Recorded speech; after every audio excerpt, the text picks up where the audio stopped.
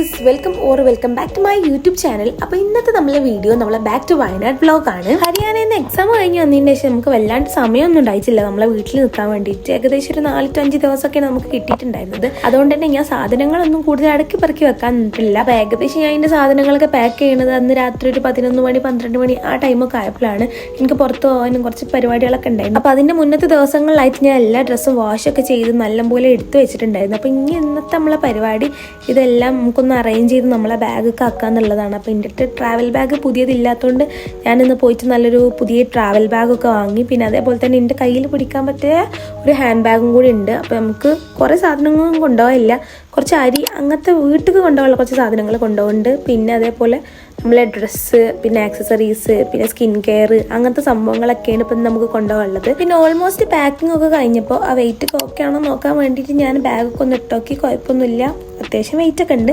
പിന്നെ കുറച്ചുകൂടി സാധനങ്ങളൊക്കെ ആക്കാനുണ്ട്. അതൊക്കെ നാളെ രാവിലേക്ക് ആക്കാൻ വേണ്ടിയിട്ടുള്ളതാണ്. അപ്പോൾ ഞാനതൊക്കെ കിടക്കാൻ വേണ്ടിയിട്ട് ഒരു ബെഡിൻ്റെ സൈഡൊക്കെ ആക്കിയിട്ടു.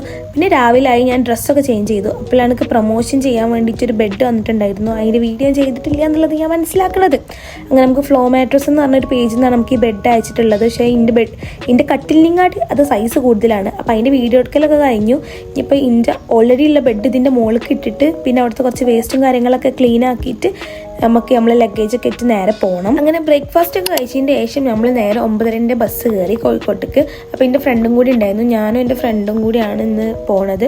അപ്പോൾ നമ്മൾ നേരെ പുത്തനത്താണിയിൽ നിന്ന് കോഴിക്കോട്ടേക്ക് ബസ് കയറി. അതിനുശേഷം അവിടെ ഒരു നല്ല ഷോപ്പിൽ പോയിട്ട് നമ്മളെന്താ നെയ് റോസ്റ്റും ചായയൊക്കെ കുടിച്ചു. ആക്ച്വലി നമ്മൾ മസാല ദോശ വിചാരിച്ചിട്ടാണ് പോയത്.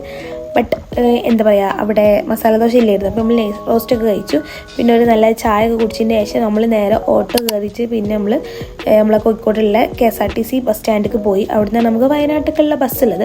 അപ്പോൾ നമുക്ക് സുൽത്താൻ ബത്തേരി ബസ്സാണ് കിട്ടിയത്. അപ്പോൾ നമ്മൾ അതിൽ കയറി. അപ്പം നമ്മൾ നേരെ കൽപ്പറ്റയിൽ പോയി ഇറങ്ങും. അപ്പോൾ ഞങ്ങൾ തന്നെ ഫസ്റ്റ് കയറിയതുകൊണ്ട് നമുക്ക് ലഗേജ് വെക്കാനും പിന്നെ അതേപോലെ ഇരിക്കാനും എല്ലാത്തിനും നമുക്ക് നല്ലൊരു സീറ്റ് തന്നെ കിട്ടി. അപ്പോൾ നമ്മൾ ലഗേജൊക്കെ അടക്കി പെറുക്കി വെച്ചു. നമ്മൾ നല്ലപോലെ ഇരുന്നു. പിന്നെ നമ്മൾ ടിക്കറ്റൊക്കെ എടുത്തു. പിന്നെ പ്രിയദർശിനി ആയതുകൊണ്ട് നമുക്ക് പൈസ ഒന്നും കൊടുക്കണ്ട.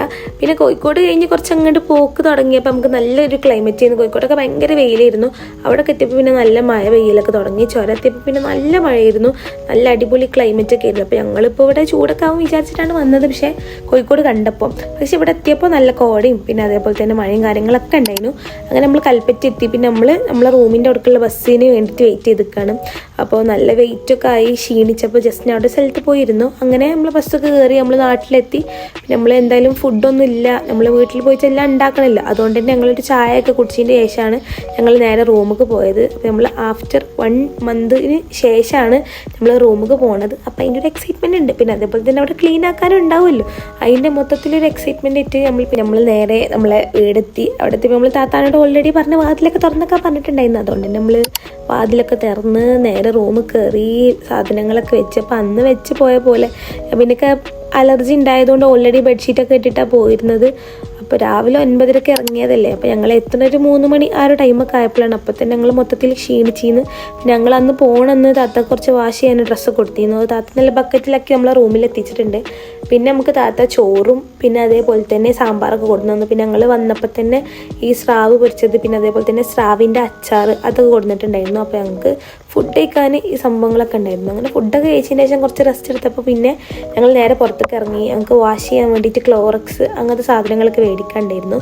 പിന്നെ സൂപ്പർ മാർക്കറ്റിലൊക്കെ പോയിട്ട് എന്തെങ്കിലുമൊക്കെ മേടിക്കണം അങ്ങനെ ഉണ്ടായിരുന്നു. അങ്ങനെ ഞങ്ങൾ നേരെ ഇവിടെയുള്ള അടുത്തൊരു ജംഗ്ഷനാണ് പുതുക്കാട് എന്ന് പറയുന്നത്. ഞങ്ങൾ നേരെ അങ്ങോട്ട് പോയി നമുക്ക് വേണ്ട സാധനങ്ങളൊക്കെ മേടിച്ചു.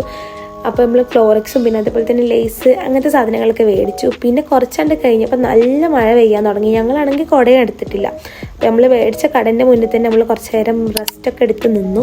പിന്നെ ജസ്റ്റിനെ വന്നപ്പോൾ നമുക്ക് ഉണ്ണിയപ്പം കൊടുത്തിരുന്നു. പിന്നെ ഞങ്ങൾ രണ്ടാളും കൂടി അതൊക്കെ ഇങ്ങനെ കഴിച്ച് ഇങ്ങനെ ഇരുന്നു. അപ്പോൾ നമ്മൾ ഇന്നത്തെ വീഡിയോ ഇത്രേ ഉള്ളൂ. എല്ലാവർക്കും ഇഷ്ടപ്പെട്ടെന്ന് വിചാരിക്കുന്നു. ഇഷ്ടപ്പെട്ട എന്തായാലും ലൈക്ക് ചെയ്യുക, സബ്സ്ക്രൈബ് ചെയ്യുക, വീഡിയോ ഇഷ്ടപ്പെട്ടാൽ ഷെയർ ചെയ്യുക. ബൈ.